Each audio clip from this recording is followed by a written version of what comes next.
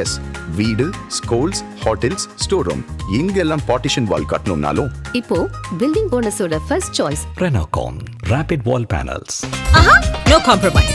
உங்க சைடுலயும் எங்க சைடுலயும். It's a GT promise. GT Holidays, South India's #1 travel brand. Vijay அவர்கள் இப்போ வரைக்கும் லீடிங்கில் இருக்காரு. எப்படி இருக்கு சார் அது உங்களோட பார்வையில்? மக்கள் ஒரு மாற்றத்தை எதிர்பார்க்குறாங்க. அதுக்குண்டான அங்கீகாரம் தான் இது. அது மாற்றம் வரட்டுமே. இத்தனை வருஷமாக பலம் வாய்ந்த 2 கட்சி ஆட்சி அமைச்சிருந்தாங்க. இப்போ புதுசாக விஜய்க்கு வந்து ஒரு ஆதரவு கொடுத்துருக்காங்க மக்கள். அது எப்படி ஹேண்டில் பண்ணுறான்றதை பொறுத்து தான் பார்க்கணும். விஜய் அவர்களுடைய இவ்வளோ பெரிய சக்ஸஸை நீங்கள் எப்படி பார்க்குறீங்க? தமிழ்நாடு ஒரு புது மாற்றமாக இருக்கும். முதல் எலெக்ஷன் எப்படி இருக்குன்னு ஒரு பெரிய எதிர்பார்ப்பு இருந்தது. நீங்கள் என்ன எதிர்பார்த்தீங்க? எப்படி இருக்கு? அதிகமாக ஓட் பர்சன்டேஜ் இன்க்ரீஸ் ஆகிருக்கு. ஸோ மக்கள் நிறைய மாற்றம் எதிர்பார்க்குறாங்க. ஸோ மாற்றம் கண்டிப்பாக இருக்கும். கண்டிப்பாக விஜய் தான் ஜெயிப்பாருன்ட்டு எங்களுக்கும் அந்த ப்ரெடிக்ஷன் இருக்குது. ஸோ வெற்றி அவருன்னா ஹாப்பிலா. அவர் வந்து என்ன மாற்றம் வரும்னு நீங்கள் நம்புறீங்க? கண்டிப்பாக டிஃப்ரெண்ட் நிறைய திங்கிங்லாம் இருக்கும் அவர்கிட்ட. கண்டிப்பாக நிறைய மாற்றங்கள் இருக்கும். விஜய் அவர்கள் இப்போது எலெக்ஷனுடைய ரிசல்ட்டில் முன்னிலையில் இருக்காரு. எப்படி எது பார்க்குறீங்க மேம்? நான் ரொம்ப எதிர்பார்த்துட்டு இருக்கிறேன். அவர் வந்தால் நல்லா இருக்கும்னு. ரொம்ப சந்தோஷம். மாறும்னு நினைக்கிறேன். தெரியல எனக்கு, ஆனால் அவர் வந்தால் நல்லா இருக்குமேன்னு தோணுது. ஒரு மாற்றம் வரணுமே. ஏற்கனவே எல்லாருமே வந்து எம்ஜிஆர்னு சொல்லியிருந்தாங்க, விஜயகாந்த்னு சொல்லியிருந்தாங்க. அவங்களெல்லாம் தாண்டி ஒரு ஓட் பேங்கிங்லேயும் புதுசாக ஒரு ரெக்கார்ட் பண்ணியிருக்காரு. அது உங்களோட பார்வையில் எப்படி இருக்குது? அந்த மாற்றம் அப்படிங்கிறது எந்த அளவுக்கு போகும்னு நீங்கள் நம்புறீங்க சார்? இல்லை, இப்போது ஒரு காலத்தில் 77 பார்த்தீங்கன்னா இந்த மாதிரி ஒரு இது நடந்துச்சு. அப்போ எம்ஜிஆர் வந்து பண்ணார்னா அப்போ மீடியாக்கள் அந்தளவுக்கு பெருசாக ஒன்றும் இல்லை. இப்போ அப்படி இல்லை. யூடியூப், ட்விட்டர்னு சொல்லி நிறைய இது இருக்குது. நிறைய உடனே ரீச் ஆகுது. ஸோ அதனால் வந்து இவர் வளர்ச்சி வந்து சினிமாவிலும் சரி மக்கள் மத்தியிலும் சரி அதிகமாகிடுச்சு. அதனோட எஃபெக்ட் தான் இது. ஆச்சரியமாக இருக்குது, அதிசயமாக இருக்குது, ஆனால் உண்மையாக இருக்குது. என்னால் நம்பவே முடியல.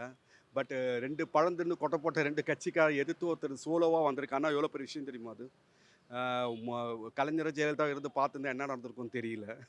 என்னால் நம்ப முடியல. ஃபர்ஸ்ட் ஆஃப் ஆல் வந்து சிங்கிள் சோலோவாக அது இத்திருக்கா அவர் பெருசாக கூட பேசவே இல்லை. ஜனங்க 3 பேர் ஓட்டு போகிறேன் ஏதோ நம்பிக்கை இருக்குன்னு அர்த்தம். விஜய் அவர்கள் தேர்தலில் முன்னிலையில் இருக்காரு. எப்படி இருக்குது சார் அது? நல்ல செய்தி, ரொம்ப சந்தோஷமான செய்தி.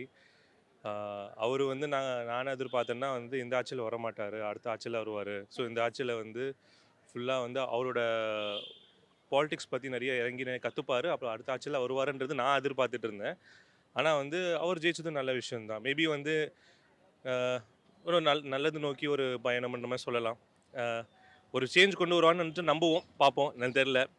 அவர் வந்து இதுக்கு முன்னாடி இருந்த ஆட்சி பண்ண தப்புகள்லாம் பண்ணாமல் நல்ல முடிவுகள் எடுப்பாருன்றது ஒரு நம்பிக்கையில் தான் வந்து நிறைய பேர் வந்து ஓட்டு போட்டிருக்காங்க. மொத்த சென்னை தொகுதியும் வந்து அவங்களுக்கு ஓட்டு போட்டிருக்காங்க. ஸோ அதுக்காக நம்ம ஹோப் பண்ணிவிட்டு நம்ம போவோம்.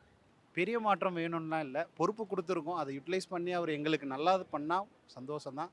அலட்சியமாக எடுத்துக்க வேண்டாம். அவர் ஒரு ஆச்சரியத்தை எங்களுக்கு கொடுக்கணும்னு தான் நாங்கள் எதிர்பார்க்குறோம். ஸோ மார்னிங்லேருந்து வெறும் கூஸ் பம்ஸாக தான் இருக்குது.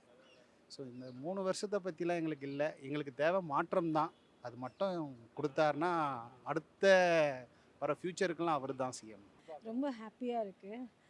யாருமே எதிர்பார்க்கல இந்த மாதிரி ஒரு சேஞ்சஸ் நடக்கும்ன்ட்டு. எல்லாருக்கும் ஒரு சேஞ்சஸ் வேணும் இல்லையா? நம்ம இவ்வளோ நாள் என்ன பார்த்தோன்றதை விட இதுக்கப்புறம் எப்படி பார்க்க போகிறோன்றது தான். ரொம்ப ஹாப்பியாக இருக்குது. எதுவும் சொல்கிறதுக்கு இல்லை, நல்லா இருக்குது இந்த சேஞ்சஸ். ஒருத்தர் பரம்பரையாக திமுக, அவர்கிட்ட ஒரு 65 வயசு இருக்கும். அவர் பரம்பரையாக திமுக இது வரைக்கும் ஓட்டே போட்டிருக்காரு. அவருடைய ஓட்டு இதுலேருந்து.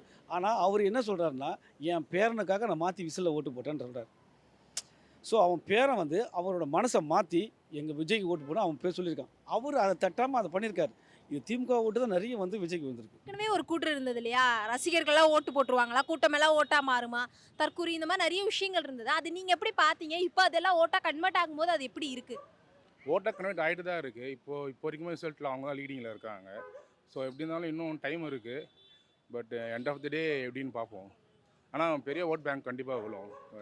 இண்டிவிஜுவலாக பண்ணுறாங்க அப்படின்னும் போது ஒரு பெரிய ஒரு புது வேவ் ஒன்று கிரியேட் ஆகிருக்குன்னு உண்மைதான். எப்படி பார்க்குறீங்க சார்? விஜய் அவர்கள் பிரச்சாரத்துக்கு ஒழுங்காக போகலை, அவருக்கு கூட்டம் வருது, அதெல்லாம் ஓட்டாக மாறிடுமா? ரசிகர்கள் உள்ளுக்குள்ளே அந்த ஃபயர் இருக்குது. யாருக்காவது மாற்றி போடணும், 3வது கட்சி வரணும் ரொம்ப நாள் எதிர்பார்த்துட்டு இருந்தாங்களே. ஆமாம், அதுதான் எனக்கு பாவம். இருந்தாலும் பேசி ஜீரோ ஆகிட்டாரு. எனர்ஜிலாம் போஸ்டேட் ஆகிருக்கு. பட் இப்போது நல்லா பேசுனவங்களுக்கு மரியாதை இல்லாமல் போயிடுச்சு இப்போது. பட்டு எதிர்பார்ப்பு இவர்கிட்ட என்ன இருக்குது, என்ன நடக்கும்னு சொல்லி எதிர்பார்த்து போட்டாங்களோ அது நடந்தால் ஓகே தான். பட் ஆச்சரியமாக இருக்குது. எப்படி இருக்கு சார். ஒரு கட்சி ஆரம்பிச்சு 3 வருடங்கள் தான் ஆகுது. 3வது வருடத்துல அடி எடுத்து வச்சிருக்கிறாங்க. இதுலயே இவ்ளோ பெரிய நம்பர்ஸ எதிர்பார்க்கல. இவ்ளோ தொகுதிகள எதிர்பார்க்கல. அது எப்படி இருக்கு சார்? ஒரு மக்களா பார்க்கும்போது? ஆக்சுவலி ரொம்ப ரொம்ப ஷாக்கிங்காக இருக்குது.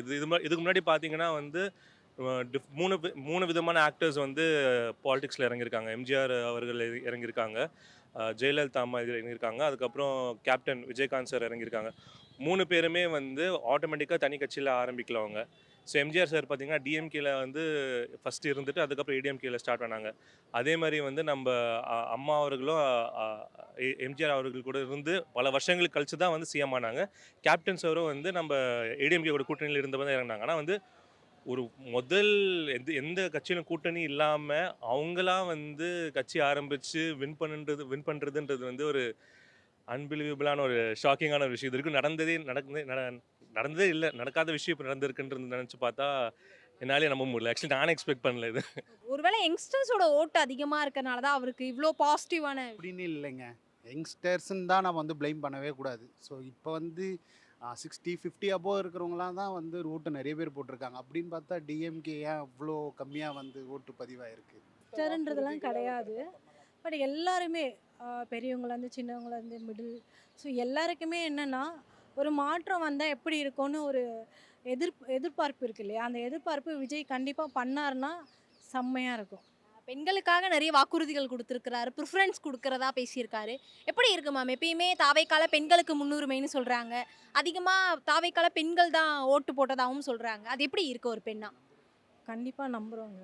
ஏன்னா உங்களுக்கு தெரியாது எதுவுமே இல்லை, நிறைய நடக்குது. ஸோ அவர் வந்து உமன்ஸ்க்கு நல்லா சப்போர்ட் பண்ணுறாருன்னா நாங்கள் அதை கண்டிப்பாக வரவேற்போம் இல்லையா? எங்களுக்கு தேவை அந்த அந்த மாற்றம் கண்டிப்பாக எங்களுக்கு தேவை. இப்போ இருக்கிற யங்ஸ்டர்ஸ் ஃபுல்லாகவே அவர் தான் ஓட்டு போட்டிருக்காங்க. 30 லட்சம் வாக்கு வந்து எக்ஸ்ட்ரா பதிவாயிருக்கு. அந்த 30 லட்சம் வாக்கில் முக்கால்வாசி ஓட்டு அவர் தான் விழுந்திருக்கு.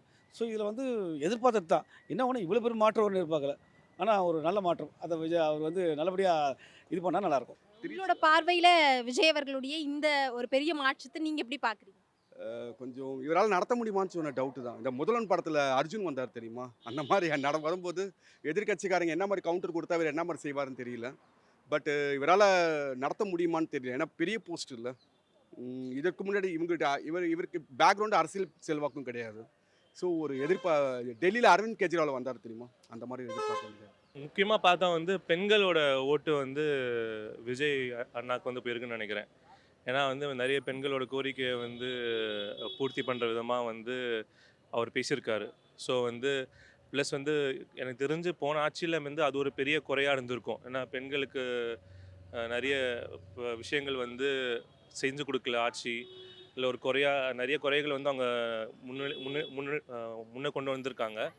அந்த விஷயத்த வந்து இந்த ஆட்சியில் வந்து மாறுதுன்னு நினச்சி பார்க்கும்போது வந்து இது வந்து ஒரு யூத் டெமோகிராஃபி மட்டும் ஓட்டு போடல, அதை தாண்டி வந்து உமன்ஸ் டெமோகிராஃபியோட ஓட்டு தான் வந்து ஒரு பெரிய காரணமாக இருந்திருக்கு. அது நினச்சி பார்த்தா எனக்கு வந்து ஒரு ஷாக்கிங்கான விஷயம். ஆனால் அதே சமயத்தில் வந்து ஒரு பெருமையான விஷயம். பரவாயில்ல. சின்ன குழந்தைங்களெல்லாம் இப்போ வந்து நிறைய பேர் வந்து அப்யூஸ் பண்ணுறாங்க பார்த்தீங்களா?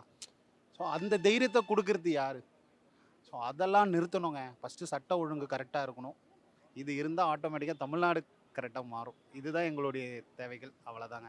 இது கரெக்டாக இருந்தால் ஆட்டோமேட்டிக்காக பெண்கள் தாராளமாக வெளியே சுற்றுவாங்க.